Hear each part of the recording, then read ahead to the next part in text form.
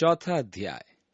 आज हम मरकुस रचित सुसमाचार उसका चौथा अध्याय का अध्ययन करेंगे।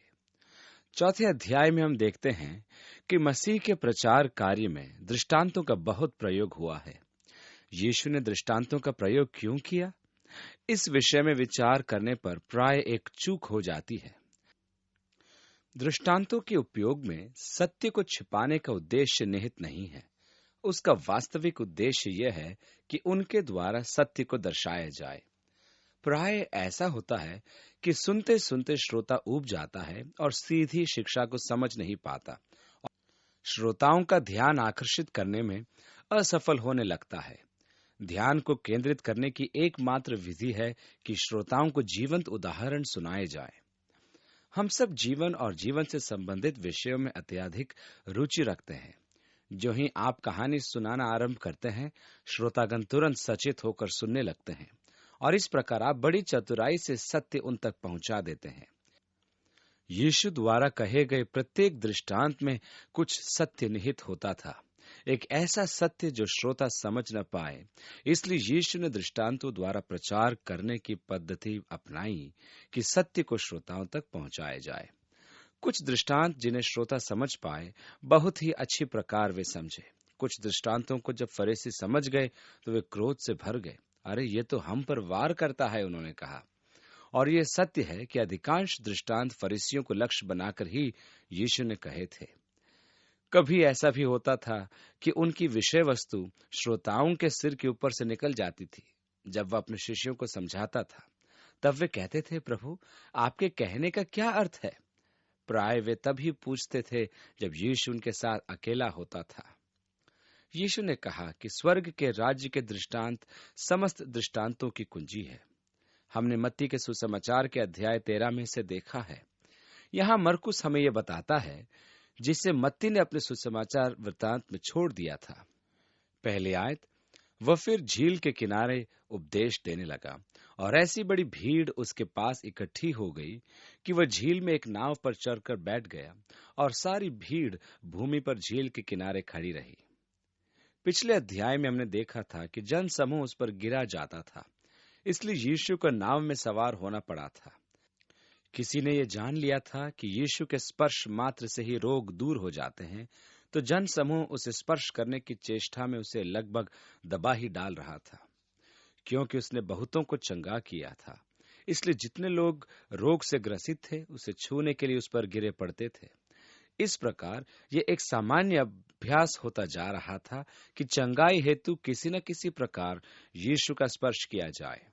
आप कल्पना कर सकते हैं कि एक सीमा ऐसी आती है कि इस धक्का मुक्की से आप दुखी हो जाते हैं। जन समूह की संख्या का अनुमान लगाया जाए तो लिखा है कि सागर की दूसरी ओर 5,000 पुरुषों के अतिरिक्त स्त्रियां एवं बच्चे भी थे। यदि एक पुरुष पर एक स्त्री और एक बच्चा माना जाए तो 15,000 व्यक्ति होते हैं। इसलिए यीशु ने संबोधित करने के लिए एक नाव पर चढ़कर उनसे कुछ दूर जाकर प्रचार करने लगा। अब वह उनकी धक्का मुक्की से सुरक्षित था। जन समूह अब किनारे पर ही था और वह उन्हें दृष्टांतों में बहुत सी बातें सिखाने लगा और अपने उपदेश में उनसे कहा, सुनो, देखो, एक बोने वाला बीज बोने के लिए निकला और बोते समय कुछ तो मार्ग के किनारे गिरा और पक्षियों ने आकर उसे चुग लिया, और कुछ पथरीली भूमि पर गिरे जहां उसको बहुत मिट्टी न मिली। गहरी मिट्टी न मिलने के कारण जल्द उग गए, और जब सूर्य निकला तो जल गया और जड़ न पकड़ने के कारण सूख गया। और कुछ तो झाड़ियों में गिरा और झाड़ियों ने बढ़कर उसे दबा लिया और वह फल न लाया। परंतु कुछ अच्छी भूमि पर गिरा और वह उगा और बढ़कर फलवंत हुआ, और कोई 30 गुना, कोई 60 गुना, कोई 100 गुना फल लाए। और उसने कहा, जिसके पास सुनने के लिए कान हो वह सुन ले। ये जन समूह मूल रूप से कृषक थे। उस युग में लगभग सभी किसी न किसी रूप में भू संपदा से संबंधित थे। वे जिन शहरों में निवास करते थे, उनके पास भी गांवों में भूमि थी। उनके अपने अपने पत्थरों के मकान भी थे जिनके कंगूरे निकले हुए थे।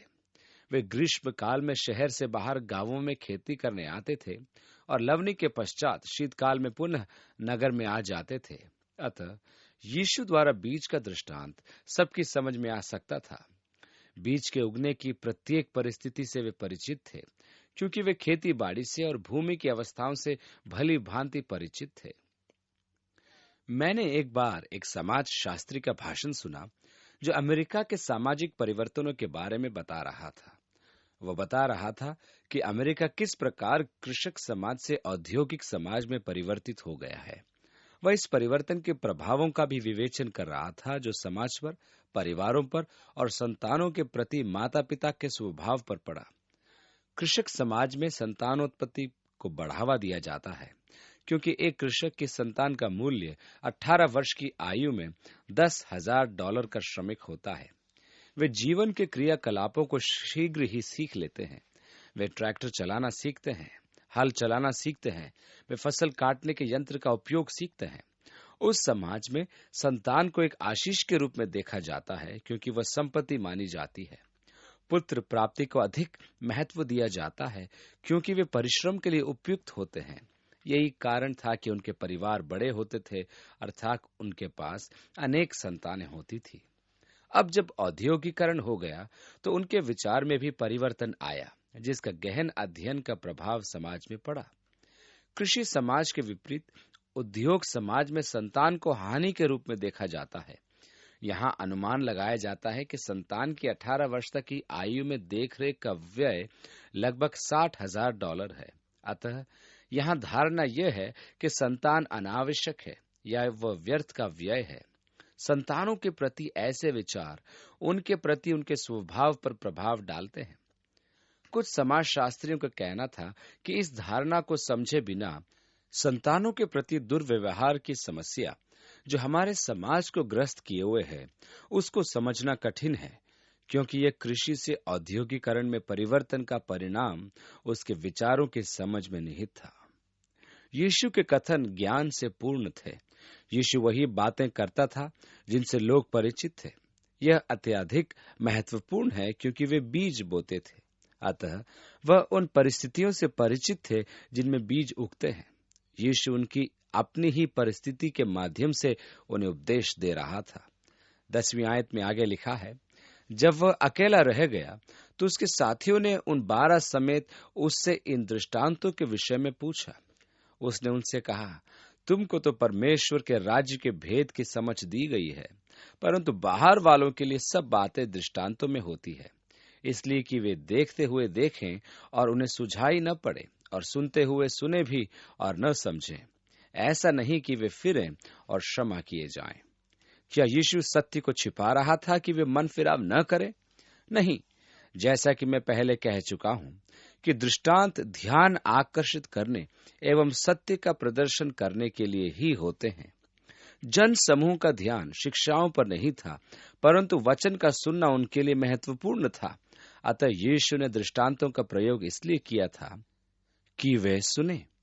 यद्यपि मनुष्य की समझ पर पर्दा डला हो, उसे सुनने को अवसर प्रदान किया जाएगा, क्योंकि जब परमेश्वर न्याय करेगा तो वह पक्षपात नहीं करेगा। हमारी कलीसिया में कुछ ऐसे उपासक भी आते हैं जो अपने मित्रों के आग्रह पर विवश होकर चले आते हैं। यह एक अद्भुत बात है कि वे मेरे उपदेश को सुनते हैं, जबकि वे प्रतीक्षा करते हैं कि उन्हें कब अवसर प्राप्त हो कि वे मुझ पर अपना आक्रोश प्रकट करें। वे संदेश नहीं सुनते, वरन मेरी भूल को पकड़ने और मतभेद प्रकट करने के लिए ध्यान लगाते हैं, ताकि कहें, मैं अब वहां कभी नहीं जाऊंगा।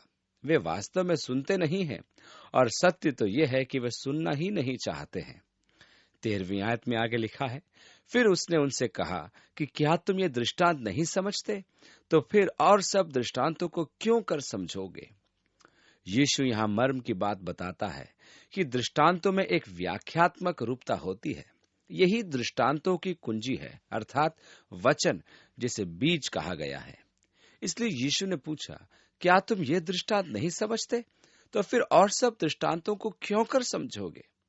अतः यीशु ने व्याख्यात्मक समरूपता समझाता है कि जब भी बीज का उल्लेख होगा, उसका अर्थ वचन से ही होगा।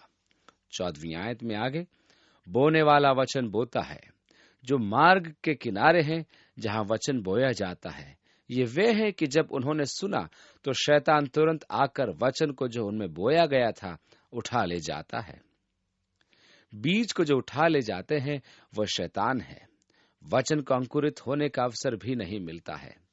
16वीं आयत में आगे, और वैसे ही जो पत्थरीली भूमि पर बोए जाते हैं, ये वे हैं कि जो वचन को सुनकर तुरंत आनंद से ग्रहण कर लेते हैं, परंतु अपने भीतर जड़ न रखने के कारण वे थोड़े ही दिनों के लिए रहते हैं। इसके बाद जब वचन के कारण उन पर क्लेश या उपद्रव होता है, तो वे तुरंत ठोकर खाते हैं। और जो झाड़ियों में गए, ये वे हैं जिन्होंने वचन सुना और संसार की चिंता और धन का धोखा और वस्तुओं का लोभ उनमें समाकर वचन को दबा देता है और वह निष्फल रह जाता है। और जो अच्छी भूमि में बोए गए, ये वे हैं जो वचन सुनकर ग्रहण करते और फल लाते हैं, कोई 30 गुना, कोई 60 गुना और 100 गुना। इस दृष्टांत का अर्थ है कि परमेश्वर का वचन किस प्रकार भिन्न भिन्न व्यक्तियों के मन में फलता है। कुछ के मन विरोधी होते हैं, अतः सुनकर भी वचन फलता ही नहीं, उसे जड़ पकड़ने का अवसर ही नहीं मिलता है, क्योंकि शैतान उसे उठा ले जाता है। कुछ हैं जो वचन सुनकर उत्तेजित हो जाते हैं, तुरंत ही वचन को ग्रहण कर लेते हैं। हम ऐसे व्यक्तियों को प्राय देखते हैं, परंतु कठिन परिस्थितियों में, परीक्षा और प्रलोभनों में वे विस्थापित हो जाते हैं, क्योंकि वचन उनके मन की गहराइयों में नहीं उतरा है।